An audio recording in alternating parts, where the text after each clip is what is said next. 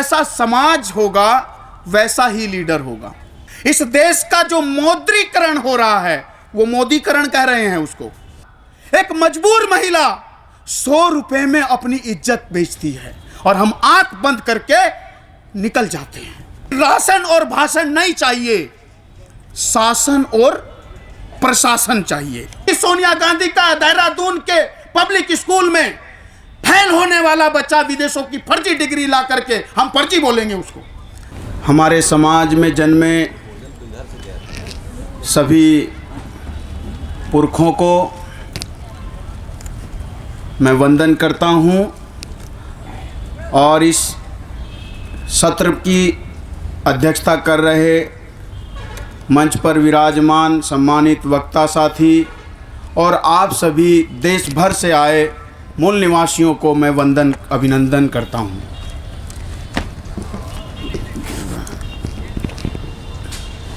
इसको टेप से चिपकाना चाहिए था। ये जो सत्र हमने चर्चा के लिए विषय उसमें रखा कि बिकाऊ मतदाता टिकाऊ जनप्रतिनिधि नहीं बना सकता, और मुझे लगता है ये बात थोड़ी बहुत मात्रा में पता तो सभी को है, लेकिन इसको अलग अलग नज़रिए से समझाने के लिए कि अगर कोई मरीज ऑपरेशन कराना नहीं चाहता तो डॉक्टर उसको बोलता है लंबे टाइम तक आपको दवाई खानी पड़ेगी। अगर वो दवाई कड़वी है, खाना नहीं चाहता, इंजेक्शन लगवाना नहीं चाहता, तो डॉक्टर दूसरा रास्ता दे देता है कि मेरे पास ये एक बाम है, ये आप लगाते रहिए 2-3 साल तो आपको कुछ आराम मिलेगा। उसके पास बहुत सारी टेक्निक है, नज़रिए हैं, दृष्टि हैं, और वही दृष्टि यहाँ पर रखने की कोशिश हो रही है कि किसी भी चीज़ को समझने के नज़रिए, समझने के समाधान करने के तरीके क्या क्या हो सकते हैं। हम बिकाऊ मतदाता की बात कर रहे हैं, इस देश के लोगों की बात नहीं कर रहे हैं जिसको भारत के संविधान ने मताधिकार दिया है। और इस देश के वो मताधिकारी पर आरोप नहीं लगा रहे हैं, मतदाता पर आरोप लगा रहे हैं, क्योंकि ये विषय कह रहा है कि जैसा समाज होगा वैसा ही लीडर होगा। वो वोट की कीमत क्या है, इस विषय का मकसद एक दर्पण बनकर के समाज के मताधिकारी को और इस देश के मतदाता को ये बात बताने की कि तुम कहां खड़े हो, ये देश कहां खड़ा है, इस दर्पण में दिखाना चाहते हैं। और उसको बताना चाहते हैं कि इसी के कारण कि तुम मतदाता हो। मतदाता मतलब तुमने दान में कुछ दिया है, और अगर आपने इधर पैसा संगठन को दान में दिया है और शाम को होकर के बोलो मेरा पैसा वापस करो, तो आपको देना चाहिए क्या? उसके बदले आपको कुछ देना चाहिए क्या? इस भावना से आपने दिया क्या? तो अगर आपने अपनी वोट को मतदान कर दिया है, आप मतदाता बन गए हो, तो आपको इसके बदले कुछ मिलना नहीं चाहिए। और लेकिन अगर आप मताधिकार का प्रयोग करते हो, लेकिन आप तो अधिकारी से डरते हो। क्यों? आप एक मजदूर हो, किसान हो, विद्यार्थी हो, आम देश की कीड़े मकोड़ों में जीने वाली जनता हो, तो वो अधिकारी से डरती है, बात करने से डरती है, खड़ा होने से डरती है। लेकिन उनकी समस्याओं को, श्रमिक किसान के साथ जो शोषण हो रहा है, उस शोषण पर, इस देश का जो मौद्रीकरण हो रहा है, वो मोदीकरण कह रहे हैं उसको। मौद्रीकरण, देश को किराए पर देना और इस देश का निजीकरण, इन समस्याओं पर इस विषय में बात करने की बात हो रही है, इस देश के मताधिकारियों के लिए भी और इस देश के उन मतदाताओं के लिए भी, कि अगर आप मतदाता हो तो आपको कुछ मिलने वाला नहीं है। लेकिन आप मुझे बताइए, अगर जमीन वाले को जमीन उस किसी के पास है तो उस जमीन वाले को क्या कहते हैं? जमींदार। और अगर किसी के पास कर्ज है तो उसे क्या कहते हैं? अगर कोई चौकी पे रोज बैठता है, पहरा देता है, तो उसको क्या कहते हैं? उसको नहीं मैं बोल रहा हूं, जो झोला उठा के चल देता है, जो झोला लेकर के बैठा रहता है, उस चौकीदार की बात कर रहा हूं। डंडा लेके बैठता है, रोज सोता नहीं है वो, लोग दिखते हैं तो जागता है, ऐसा नहीं है वो। चौकी पे बैठकर पहरा देने वाला चौकीदार, कर्ज लेने वाला कर्जदार, किराए पर रहने वाला किराएदार और दम रखने वाला, तो फिर मत रखने वाला मतदार क्यों नहीं हो सकता? तो आप कौन हो? हमारे पास कौन सा अधिकार है? मताधिकार। हम मतदार हैं, हम मताधिकारी हैं। और एक अधिकारी से इतना बड़ा अधिकारी डर रहा है लोकतंत्र में। और जो अंकुश जी इस पिछले सत्र में बोले थे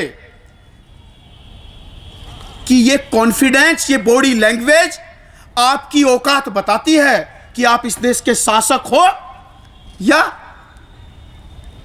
भिखारी हो, मांगने वाले हो, बिकने वाले हो। और इस बिकने वाली स्थिति की वजह से हम कहां खड़े हैं कि आज नए नए तरीके से बिका जा रहा है।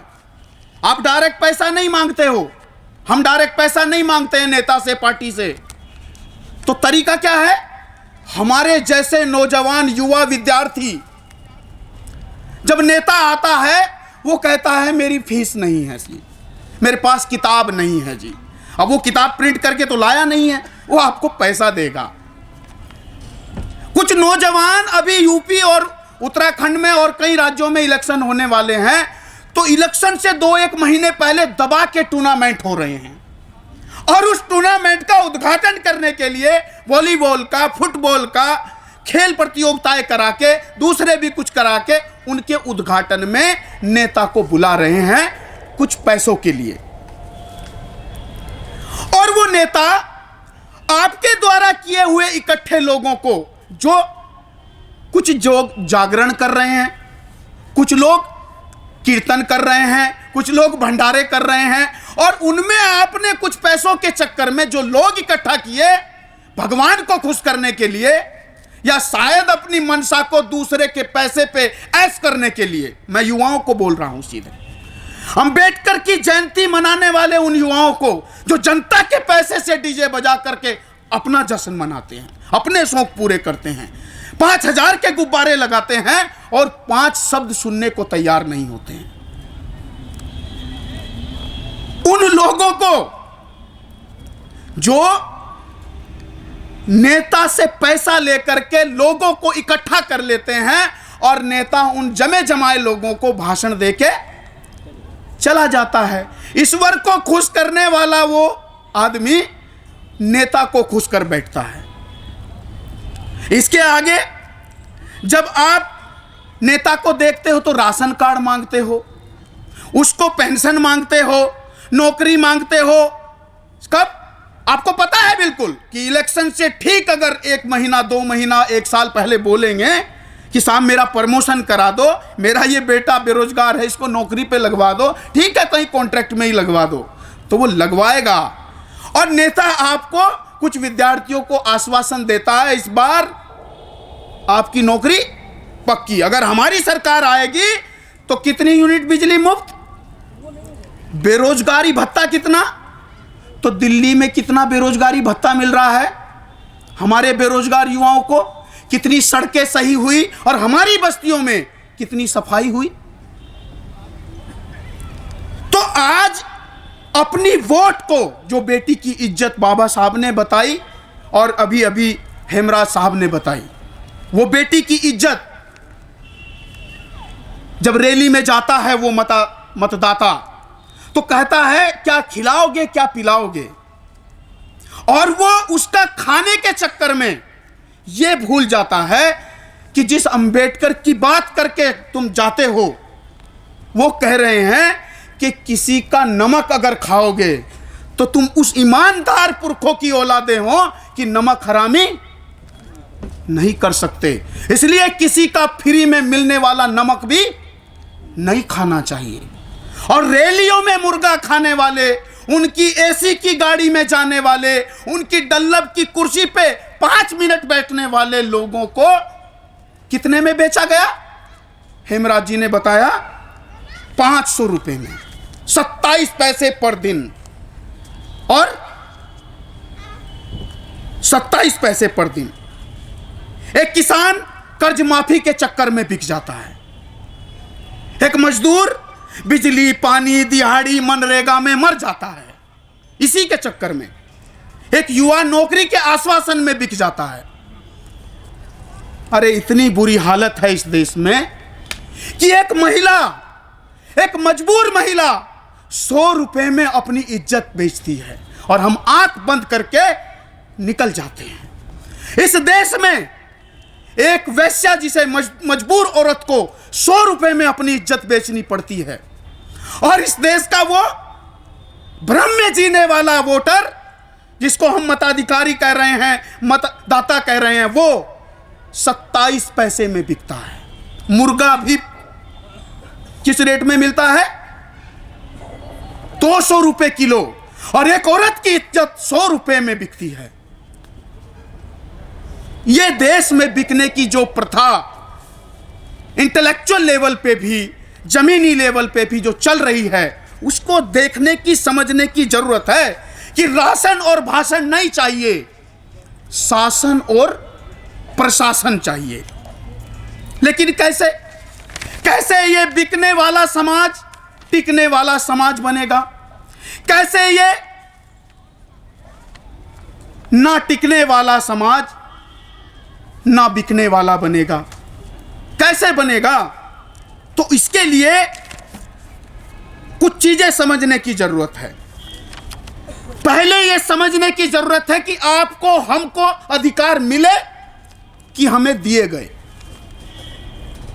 आप क्या कहते हैं? मिले कि दिए? आपने अधिकार लिए या आपको मिले? मिले हैं ना, यह एहसास आपको है। लेकिन अगर जिन लोगों को यह पता है कि मुझे अधिकार मिले हैं, तो उनकी बॉडी लैंग्वेज कुछ होनी चाहिए, और जिन्होंने अधिकार लिए हैं उनकी बॉडी लैंग्वेज अलग होनी चाहिए। आपकी क्या है? आज भी उस मिले हुए अधिकार से जुल्म सहने की, मांगने की आपकी बॉडी लैंग्वेज इस्टेब्लिश हो चुकी है आपके दिमाग में, और इस वजह से हमारे लोग अपने उन अधिकारों के प्रति कॉन्फिडेंस डेवलप नहीं कर रहे हैं, अपने व्यवहार को सुधारने की तरफ नहीं जा रहे हैं, लापरवाही का वो शिकार हैं। उनको, लापरवाह लोगों को खबरदार, सचेत रहने की जरूरत है। ये बॉडी लैंग्वेज कि हमारा समाज अपने अधिकारों के प्रति सचेत हो। एक बच्चा, हमारे कार्यकर्ता का छोटा सा 1 साल का बच्चा, कल कुरकुरे खा रहा था। उसके कुरकुरे हमारे एक साथी ने छीन लिया, ऐसे छीन लिया, मुझे भी दे दे। जैसे वो छीना, वो बच्चा रोने लगा, और जब तक उसको वो कुरकुरा उसका नहीं दिया, कुरकुरा मतलब कुरकुरा नहीं है, आपका संवैधानिक मौलिक कर्तव्य, मौलिक अधिकार है। आपका मौलिक कर्तव्य आपका लेना है, और आपका मौलिक अधिकार है कि आपको खाना मुहैया होना चाहिए। और जब इस देश के लोगों के मौलिक अधिकार छीन रहे हों, मौलिक कर्तव्य छीन रहे हों, तब ये चुप बैठे हैं। इंटेलेक्चुअल लोगों की बात कर रहा हूं, और वो छोटा सा बच्चा, ये नेचुरल प्रोसेस है, और इस नेचुरल प्रोसेस से इंटेलेक्चुअल लोग भी बाहर चले गए हैं। उनको बाहर रहना चाहिए पॉजिटिविटी में, अपने अधिकार वो नहीं ले रहे हैं, अपने साथ न्याय की मांग नहीं उठा रहे हैं। और इसलिए इस देश की पॉलिटिक्स की जब बात करते हैं तो हमारे समाज के लोग, हमारे समाज के युवा विद्यार्थी क्या कहते हैं? मुझे पॉलिटिक्स से कोई लेना देना, मोदी जी ने क्या बोला, योगी जी ने क्या बोला, मुझे इससे कोई मतलब। राजनीति गंदी चीज है। लेकिन राजनीति क्या है? राजनीति से कैसे चेंजेस आते हैं और राजनीति में कैसे जनप्रतिनिधियों को मौका मिलना चाहिए, यह समझने की जरूरत है। राजनीति की क्या वैल्यू है? डॉक्टर अंबेडकर कह रहे हैं, जिस देश की जनता अपने देश की राजनीति में इंटरेस्ट नहीं रखती, रुचि नहीं रखती, उस देश का विकास कभी नहीं हो सकता, कोई नहीं कर सकता। और उन्होंने बड़ी चालाकी से मेरे समाज के पीएचडी के पॉलिटिकल साइंस के स्टूडेंट को यह सिखा दिया है कि राजनीति गंदी चीज है। एग्रीकल्चर का स्टूडेंट किसान का बेटा है और खेती किसानी को घाटे की बिजनेस बताता है, घाटे की व्यवस्था बताता है। तो अडानी और अंबानी तुम्हारे पिता की खेती क्यों खरीदना चाहते हैं? इस देश की सोनिया गांधी का देहरादून के पब्लिक स्कूल में फेल होने वाला बच्चा विदेशों की फर्जी डिग्री ला करके, हम फर्जी बोलेंगे उसको, इधर एग्जाम देके बैठता हमारी बराबर में तो मानते, वो आपका युवराज, आपका सम्राट, आपका नेता बन जाता है और आपका बच्चा। राजनीति गंदी चीज है, ये वो कहता है। और इसकी वजह से इस देश में एक राजनीति पैदा हुई, मन मर्जी की राजनीति। और उस राजनीति की परिभाषाएं राजनीति शास्त्र के लोग गढ़ते हैं कि साम दाम दंड भेद के आधार पर ही राजनीति हो सकती है। बताइए कौन सी राजनीति शास्त्र में लिखा है? राजनीति क्या है?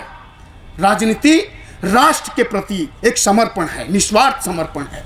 राजनीति समाज शास्त्र में, राजनीति शास्त्र में पढ़ाया जाता है, राज्य की नीति ही राजनीति है। जनता की जागरूकता के लिए, ऐशो आराम के लिए नहीं, जनता की जागरूकता के लिए, उनके अधिकारों को दिलाने के लिए राष्ट्र को समर्पण राजनीति है। यही तो डॉक्टर अंबेडकर भी बोल रहे थे। लेकिन अब कौन सी राजनीति है? साम दाम दंड भेद। आपको खरीदा जा सकता है, आपको डराया जा सकता है, मीडिया से भ्रमित किया जा सकता है। ये जो राजनीति है, ये राजनीति नहीं है, ये ब्राह्मण नीति है। और इस ब्राह्मण नीति में और दूसरे चीजों की जो नीतियां जो चल रही हैं, उसकी वजह से इस देश में जो सत्ता पे बैठा है, और खासकर उस सत्ता पे भी जो कंट्रोलिंग पावर है, जिसके सर पे पूंछ है और गले में रस्सी है, वो जानवर, सर पे पूंछ वाला जानवर इस देश में बहुजनों को जन बनने नहीं दे रहा है। इस देश के बहुजनों को जनता बनने नहीं दे रहा है, जन बनने नहीं दे रहा है। और उनका जनधन अकाउंट का पैसा खाता किस काम का? तो सरकारी भवनों को भगवे में रंगने वाले लोगों को पूछो, सरकारी संस्थानों को भगवे रंग में रंगने वाले लोगों को पूछो, सरकारी बस को भगवे में रंगने वाले लोगों से पूछो, सरकारी बस को नीले रंग में रंगने वाले से पूछो, सरकारी संस्थानों को, सरकारी संपत्ति को हरे रंग में रंगने वाले से पूछो। उनको नहीं बोलना है, अपने को भी तो बोलना है। लेकिन उनका घर भी, उनका मन भी क्या उनके एजेंडे के मुताबिक उन्होंने रंगा? बीजेपी के नेताओं को देखो जो टॉयलेट को पीला कराने पे लगे हैं, भगवा, बस को, आपके चौक चौराहे को। अरे करोड़ों रुपया पैसा इस धर्मनिरपेक्ष राष्ट्र में एक धर्म पे पूरी सड़कें छाप मारी भाई। किसी गरीब के घर पे झोपड़ी पे कलर कर देते?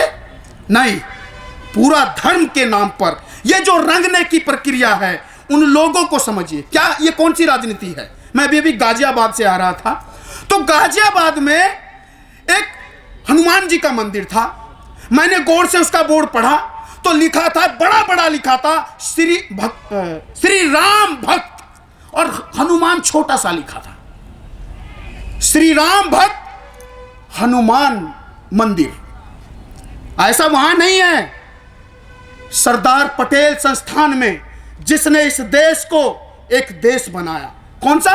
500 देशों का बटा हुआ ये भूखंड, सरदार पटेल ने एक देश बनाया। उस देश निर्माता को, उसकी प्रतिमा यहां स्थापित की गई है।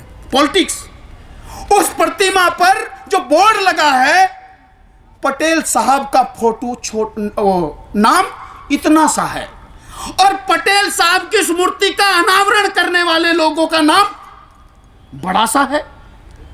क्या ये नहीं हो रहा है सब जगह? ऐसा क्यों?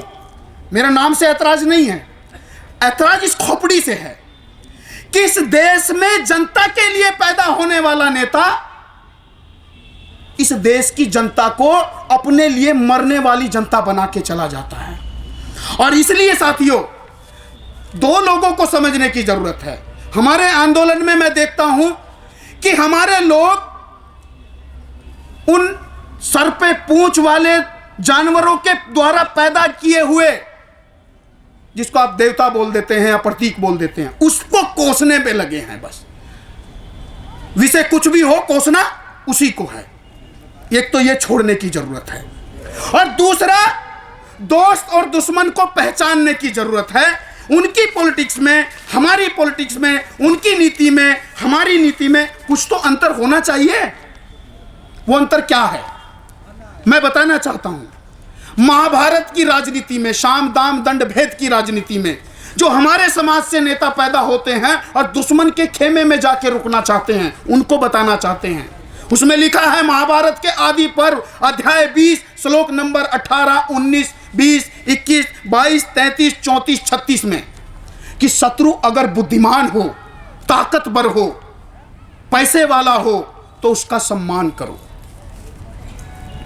उस शत्रु का सम्मान करो और उसको घर बुलाओ, दावत करो और कोई कीमती चीज उसको भेंट में दे दो।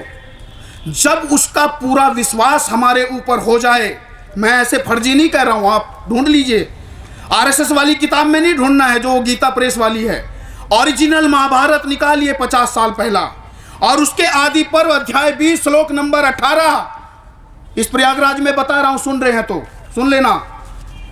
उसमें लिखा है कि शत्रु का सम्मान करो अगर वो ताकतवर है, बुद्धिमान है, और जैसे ही वो भरोसा कर ले कि आज मेरा जूता साफ किया था, बड़ी सी नोटों की माला मेरे गले में डल रही है, तब सम्मान को और अति सम्मान में बदलो, जय जयकार लगाओ, उसकी पूरा विश्वास दिला दो, और जैसे उसको विश्वास हो जाए तो मौका देख करके सर पे रखे घड़े को जैसे पत्थर पे पटक के फोड़ देते हैं, वैसे उसको फोड़ देना। यही हुआ है, सबके साथ यही हो रहा है। जो भी समाज से डेवलप होके जा रहे हैं और दुश्मन के खेमे में जा रहे हैं, उनको लग रहा है, लेकिन फोड़े जा रहे हैं। आगे बोला, अगर वो कहे कि मुझे रहम की भीख दे दो, तो तरस नहीं खाना है। जैसे सांप के ऊपर पैर रखकर कुचल देते हैं, वैसे उसको कुचल देना। इधर से जाने वाले आदमी के साथ क्या होने वाला है, यह महाभारत की राजनीति में स्पष्ट लिखा है। और इसलिए भी उनकी राजनीति और हमारी राजनीति में अंतर तो होना चाहिए। क्या राजनीति है? हमारे लोगों को हमारे पुरखों ने बताया कि एक छुरा कसाई होता है। कौन सा? छुरे से जो काटता है। और राष्ट्रपिता फूले ने कहा कि एक कलम कसाई भी होता है, छुरा कसाई और एक कलम कसाई। डेमोक्रेसी में कलम कसाई की ताकत ज्यादा है। डीएम की कुर्सी पे, एसडीएम की कुर्सी पे, दरोगा की कुर्सी पे, जो भी कुर्सी उसको मिली है, उसी कुर्सी पे बैठ करके वो कलम कसाई बन जाता है। और मैं तीसरे कसाई को आपके सामने रखना चाहता हूं, जो हमारे आंदोलन के लिए, हमारे समाज के लिए बहुत बड़ा खतरा है, और वो है जबान कसाई। वो जबान कसाई अंबेडकर की बात करता है, फूले, रैदास, कबीर, पटेल की बात करता है, भगत सिंह की बात करता है, इस देश को नीला भगवा रंगने की बात करता है, अपने घर को नहीं रंगता है उस रंग में जिसमें वो रंगना खुद भी बता रहा है। और इसलिए आप देखिए, हमारा अंबेडकरवादी, फूले अंबेडकरवादी, मूल निवासी विचारधारावादी इधर भाषण तो देके गया, और शैतान की पद चिन्हों का दस्तक उसके आंगन से दहलीज तक आज भी मिलता है। गए ना आप शहरों में, घरों में जाते हो तो वो शैतान के दो पैर के निशान कई बार तो दीवारों पे भी चढ़ जाते हैं। हम तो हैरान हैं कि ये दीवार पे कैसे चढ़ रहा है, लेकिन वो दीवार पे नहीं, वो आपके दिमाग पे चढ़ गया है। इसलिए उस शैतान के ब्राह्मणवाद के पदचिन्ह आपकी सीढ़ियों से, आंगन से गुजर करके आपके दिमाग में चढ़ चुके हैं। और इसलिए इस कलम के कसाई को, जबान के कसाईयों को, अपने वाले जबान के कसाई मैं बोल रहा हूं, जो इधर मीठा बोलते हैं, दूसरे के बेटे को भगत सिंह अंबेडकर बनाना चाहते हैं और खुद के बेटी और बेटे को आईएएस पीसीएस बनेगा वो। और नेता का भाषण, नारे कौन लगाएगा? ललित राष्ट्रीय अध्यक्ष है तो ये लगाए, हमारा बेटा तो आईएएस बनेगा। वो पीएचडी कर रहा है, इसलिए वो भैया विद्यार्थी संघ में नहीं जुड़ सकता। अब पड़ोसी को रोज जा रहे हो, अरे बेटा तुम्हारी उम्र है, विद्यार्थी संघ में जुड़ो, हमने बनाया है। अच्छा आपका बेटा कहां है, आपकी बेटी कहां है? वो मेंबर भी नहीं है। तो ऐसे कलम के कमाल को मैं बताना चाहता हूं, जो कुछ साल पहले काशीराम साहब ने बताया था। ये कलम मैंने उल्टी डाल रखी थी, ये वाली कलम। उन्होंने कहा कि ये 85% लोग, इस पर 15% लोग सत्ता पे बैठे हैं, इसका कलश बन के चमक रहे हैं, शासन सत्ता सब कुछ कब्जाए बैठे हैं, शान बने बैठे हैं। और उन्होंने कहा इससे इसको अलग कर दो।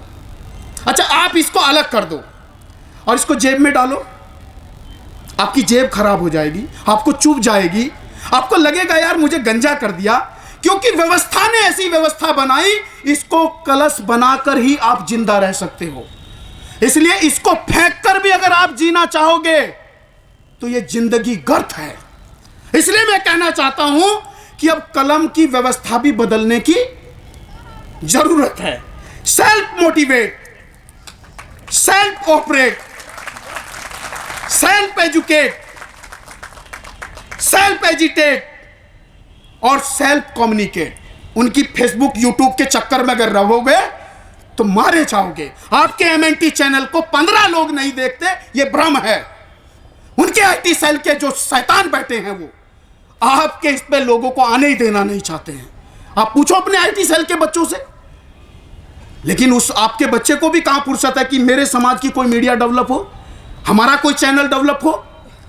इसलिए वो ये कलम का कमाल इस मूल निवासी समाज को करने की जरूरत है। और अंत में एक बात और कल रैली में आई थी, मेरा समय हो रहा है।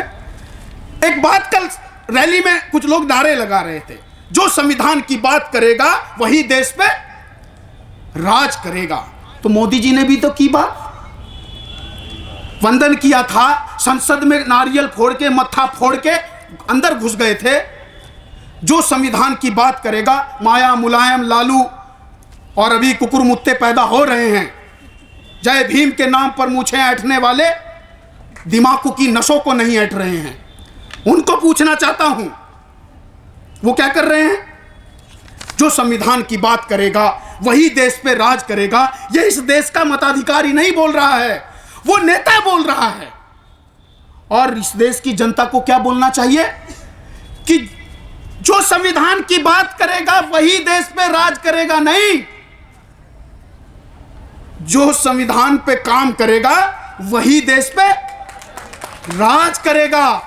यह कहने की जरूरत है, क्योंकि संविधान की बात करने वाले, लोकतंत्र की बात करने वाले, रानी के पेट के ऑपरेशन करके गरीब किसान मजदूर की कोख से, गलियों से, झोपड़ी से नेता पैदा करने वालों की बात करने वाले लोग, आपके वो नेता भी अपने बेटे को, अपनी बेटी को, अपनी मां को, अपनी बहू को, अपनी कब्र में पैर रखने वाली दादी को भी इस देश की सत्ता पे, कुर्सी पे बैठा कर रखने की व्यवस्था कर चुके हैं। इस देश पे तानाशाह, लोकतंत्र में तानाशाह पैदा हो गए हैं। अंबेडकर का नाम लेने वाले लोग, फूले रैदास कबीर का नाम लेने वाले लोग, वो परिवारवादी, वो व्यक्तिवादी, वो तानाशाही, नायक पूजावादी लोग बन चुके हैं।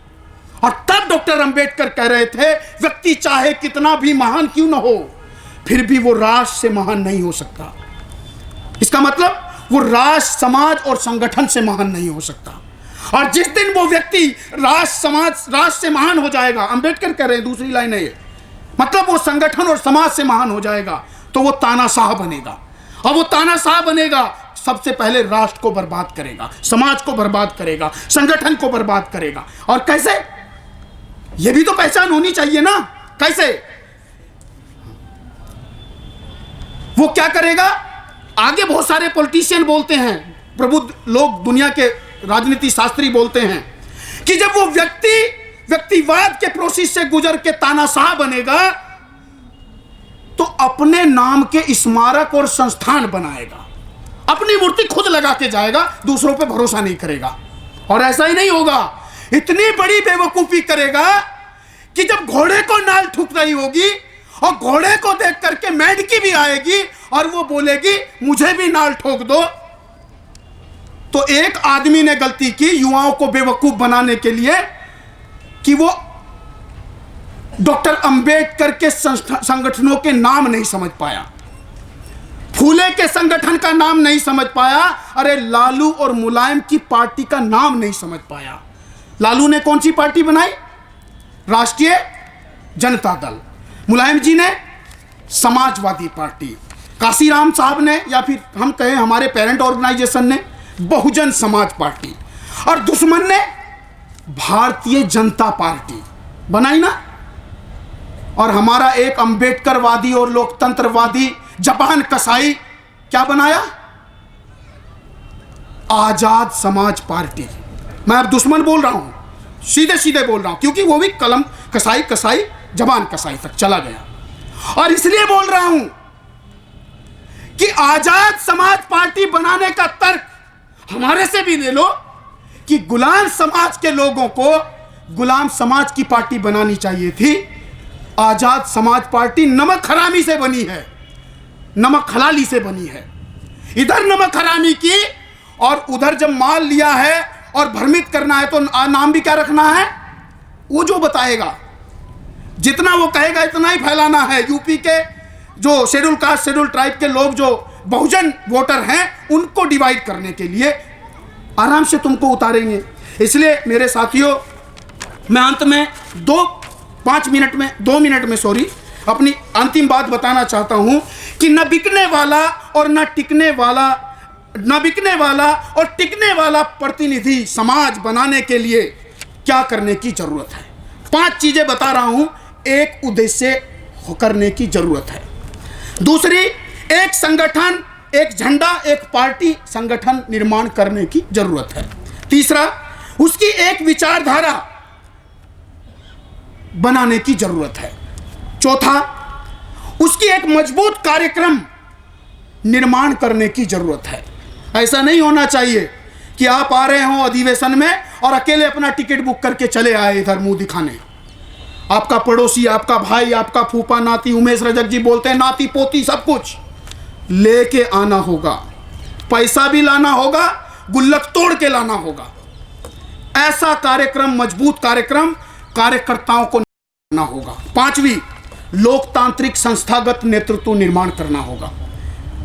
वो तब जाकर के न बिकने वाला और टिकने वाला समाज निर्माण कर सकते हैं, और वो है बिरसा का उलगुलान, अबवा दिसुम, अबवा अपना राज स्थापित करना होगा। कैसे? इसको स्थापित करने के लिए रैदास कहते हैं, रैदास सुख बसंतु दो ही थाम, रैदास सुख बसंतु दो ही थाम, एक स्वराज और दूसरा मरगट धाम। या तो अपने राज में सुख है या फिर मरने के बाद शमशान घाट में चैन मिलेगी। ये रैदास कहते हैं कि ऐसो चाहूं राज में और मिले सबन को अन, और छोट बड़े सब सम बसे रविदास रहे प्रसन्न। यही पटेल साहब कह रहे थे, सरदार पटेल साहब, कि इस देश के एक एक नागरिक को खाने के लिए तरसना ना पड़े, सबको इज्जत मिले, सबको रोटी मिले। ये ऐसी व्यवस्था जो रैदास, कबीर, नानक, फूले ने स्वाधीनता की, अपने राज की कल्पना पे गढ़ करके आंदोलन चलाने की बात कही, वो करने की जरूरत है। अपनी व्यवस्था में आप बिकने वाले नहीं बन सकते। उनकी व्यवस्था में रहोगे तो आप बिकने के लिए खुद अपने आप को आगे लाओगे। अब इसके लिए कुछ भूमिकाएं हैं, 5 भूमिकाएं। पहली भूमिका रीडर फॉर्म। हमें पता है आपका बेटा नेता नहीं बन सकता, मेरी तरह सारे लोग भाषण नहीं दे सकते, मेरी तरह सारी रात जग करके इस टेंट के लिए काम नहीं कर सकते। हमारे बहुत सारे कार्यकर्ता अपना घर छोड़ के 15-15 दिन इधर पड़े हैं, उनका बच्चा बीमार है, उनका भाई बीमार है, माँ बीमार है और बीवी डंडा लेके बैठी है, आ जाना तुम अभी नहीं हमारी सुनते हो। वो झेलते कितनी हैं। आप 2 दिन के लिए अधिवेशन में आए और बहुत सारी नाराजगी झेलोगे जाके। हमारा कार्यकर्ता रोज झेल रहा है। उसके लिए उन लोगों के लिए कि उनको 5 भूमिकाओं में रीडर फॉर्म में आना होगा। रीडर मतलब समाज को पढ़ने समझने की, देश की स्थिति को पढ़ने समझने की क्वालिटी डेवलप करनी होगी। दूर से बैठे रहिए, घर पे नौकरी करिए, घर में पढ़ते रहिए, लेकिन समाज में देश में क्या हो रहा है उसको रीड करने की जरूरत है। दूसरी, सपोर्टर फॉर्म में जीना होगा, सबको सपोर्ट करनी होगी, खुलेआम सपोर्ट करने की जरूरत है। अब मन में करने की जरूरत नहीं है। आपका बच्चा, अगर उनका बच्चा मोदी मोदी कर रहा है तो आपके बच्चे को भी मेरी शान, भारत का संविधान सड़क के बीच में खड़े होकर के कहने की जरूरत है। तीसरी, 2 मिनट और बोल सकते हैं। अच्छा, मुझे बोनस मिल गया 2 मिनट का। सपोर्टर फॉर्म में आपको जीने की जरूरत है। वो चाय की दुकान पे खड़ा होकर बोल रहा है मोदी जी विष्णु के अवतार हैं, मोदी जी ने ये कर दिया, मोदी जी ने वो कर दिया, देश बेच दिया। मौद्रीकरण का मतलब देश को भाड़े पे देना। भाड़े पे देने वाले को क्या कहते हैं? बोलो, मैं बोल नहीं सकता, मैं वो कहना नहीं चाहता। राष्ट्रपिता फूले साहब ने इस किताब में बोला गुलामगिरी में कि जिन लोगों ने अपनी मां को, अपनी बहन को, अपनी बेटी को भाड़े पे दिया हो, इनकी व्यवस्था में लिखा है, किताब लेके आना, इनके महाभारत पुराण रामायण सब में लिखा है कि अपनी बेटी को, अपनी बहू को, 5-5 पतियों की पत्नी को भी सरेआम जुए में बेचा जाता है। ऐसे लोग जो अपनी बेटी को, अपनी बहू को, अपनी मां को भाड़े पे देते थे, शाम को देते थे और सुबह ले आते थे, उनको भड़वाई नहीं। इसमें फूले साहब ने कुछ बोला है, उसको वो ब्रह्मा विष्णु महेश का जिक्र करते हुए, मैं वो बोल नहीं सकता यहाँ पे, उसको पढ़ लेना मेरे युवाओं को, मेरी बहनों को। आप मुझे ही नहीं तो बेशर्म बोलोगे। वो कहने की जरूरत है। अगर वो इस देश के सरकारी संस्थानों को बेच रहे हैं मौद्रीकरण के नाम पे और वो मोदीकरण समझ रहे हैं, तो ये भी समझने की जरूरत है, उसके खिलाफ खड़ा होने की जरूरत है, अपने आंदोलन को सपोर्ट करने की जरूरत है। अगर कोई विद्यार्थी संघ का विद्यार्थी आंदोलन कर रहा है तो खुलेआम कहने की जरूरत है ये सही बात कर रहे हैं। अगर मूल निवासी संघ के लोग कोई कार्यक्रम कर रहे हैं तो वो उसका सपोर्ट करने की जरूरत है। पैसा मत दो, शामिल मत हो, बस सपोर्ट करो, खुलेआम सपोर्ट करो। तीसरी, आपको मेंबर बनना होगा, आंदोलन का हिस्सा बनना होगा। अब घर में बैठ के कुछ ये काम नहीं, सबके चलने वाला नहीं है। चौथी, कैडर बनना होगा, रीडर, सपोर्टर, मेंबर और कैडर बनना होगा। और पांचवी और अंतिम, मेरी तरफ से ये 5 भूमिकाएं मैंने तय की। आप में से कुछ लोगों को फिर लीडर भी बनना होगा। रीडर, सपोर्टर, मेंबर और कैडर। और लीडर की भूमिका में हमारे मूल निवासी समाज के युवाओं को, किसानों को, मजदूरों को और खास करके महिलाओं को, मांगने वाली, पति की सैलरी पे जिंदा रहने वाली, खुद पीएचडी करके 8वीं पास पति की, पति बोलूंगा मैं, पतन करने वाली है ना, वो पत्नी है, पति का मतलब मालिक होता है, उसकी पीएचडी बेकार चली जाती है और 10वीं 12वीं पास करके क्लर्क की नौकरी करने वाले की रोटी बनाने वाली नौकरानी बन जाती है। पीएचडी किस काम की? अनपढ़ माँ हमारी अच्छी है, वो भी रोटी बनाती है, ये पीएचडी वाली भी रोटी बनाती है, लेकिन वो अपने से नहीं बनाती है, इस समाज के दोहरे चरित्र से बनाती है। अपनी बेटी को पीएचडी वाली है तो उस लेवल पे उसको खड़ा करने की जरूरत है। इसलिए साथियों, अंत में कहता हूं कि अपने पुरखों की वसीयत को और इस आंदोलन में हमारे द्वारा दी गई जैसी तैसी नसीहत को कुछ समझने की जरूरत है कि सम्राट राष्ट्रपिता फूले साहब ने मरने से पहले एक वसीयत लिखी और उस वसीयत में उन्होंने कहा कि मेरा बेटा यशवंत अगर समाज के लिए ईमानदारी से काम न करे, अमीरों के बच्चों की तरह ऐसो आराम की जिंदगी जीने लगे, आवारा बन जाए, तो मेरी संपत्ति से उसको फूटी कोड़ी ना दी जाए। कितने लोगों में दम है कि ये वसीयत लिख के अपनी दीवार पे टांग सको? आप लिखना चाहते हो ना कि जाओ अपनी दीवारों पे लिखो, हम इस देश के हुक्मरान बनेंगे। कैसे बनेंगे? वो 9 बजे सो के उठता है, 10 बजे सो के उठता है, 11 बजे सो के उठता है। कैसे बनोगे? लिखो फूले साहब की वसीयत, अगर मेरा बेटा समाज के लिए, देश के लिए, राष्ट्र के लिए काम ना करे, दुनिया के मानवता के लिए काम ना करे, तो मेरी संपत्ति से उसको फूटी कोड़ी ना दी जाए। और इतना ही नहीं कहा है, सिर्फ इतना नहीं कहा आपके पुरखों ने, सम्राट अशोक की वसीयत को सुनो, शिलालेख पे लिखी। क्या लिखी? कि मेरे देश की जनता, मेरे राज्य की जनता, चाहे मैं अपनी बीवी के साथ सो रहा हूं, चाहे मैं नहा रहा हूं, चाहे मैं खाना खा रहा हूं, पशुओं के तबेले में, घोड़ों के तबेले में घूम रहा हूं, चाहे मैं अपनी गद्दी पे बैठा हूं, किसी भी टाइम मेरी जनता अपना प्रतिवेदन लेकर के मेरे पास आ सकती है। मेरी जनता मेरे पुत्र, मेरी संतान है। लोकतंत्र की बात नहीं कर रहा हूं, जनता की सरकार, जनता का शासन की बात नहीं कर रहा हूं, राजा के शासन की बात कर रहा हूं। आपका नेता बोल रहा है कि मेरी जनता, मेरा समाज 24 घंटे मेरे पास किसी भी टाइम आ सकता है, बेझिझक मन की बात कह सकता है। ये मन की बात चुराने वाले लोग सम्राट अशोक से मन की बात चुरा के बोलते हैं। सम्राट अशोक बोले कि मेरी जनता, मेरे पुत्र, मेरी संतान 24 घंटे में किसी भी टाइम मेरे पास आ सकते हैं, चाहे मैं बीवी के साथ सो रहा हूं, चाहे मैं राजगद्दी पे बैठा हूं। और हमारा नेता, अंबेडकरवादी, लोकतंत्रवादी, शिवाजी, साहू जी महाराज का गुण गाने वाला तोता, क्या बोला? कुत्ते से सावधान, उसकी दीवार पे लिख जाता है, जैसे बनता है कुत्ते से सावधान। और मोटे से आदमी को दरवाजे पे खड़ा करता है, अभी साहब सो रहे हैं। ये डेमोक्रेसी, ये अंबेडकर फूलेवाद कैसे है? तो वसीयत में आगे वो कहते हैं कि यही संदेश, यही व्यवस्था कायम करने के लिए मेरे पुत्र, सम्राट अशोक कह रहे हैं, फूले साहब ने कहा मेरा बेटा अगर समाज के लिए काम न करे तो मेरी संपत्ति से उसको फूटी कोड़ी ना दी जाए। और सम्राट अशोक कह रहे हैं अगर मेरा बेटा, मेरे बेटे को भी यही काम करना होगा और मेरे पोते को भी यही काम करना होगा। पोते को भी बोला, लिखित में है, शिलालेख में है।